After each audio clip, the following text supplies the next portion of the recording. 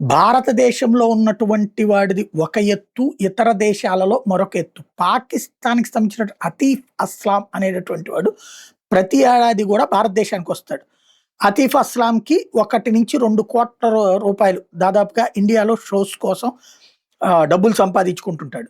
ఈ ఈ అతీఫ్ ఎవరైతే 20 ఏప్రిల్ 2015లో ఇండోర్‌లో చేసుకొచ్చాడు.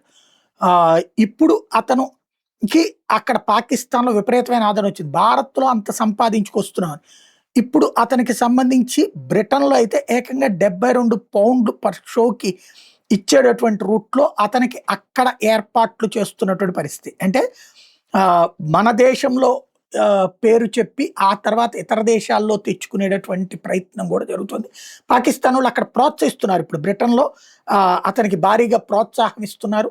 పైకి తీసుకెళ్లే ప్రయత్నం చేస్తున్నారు.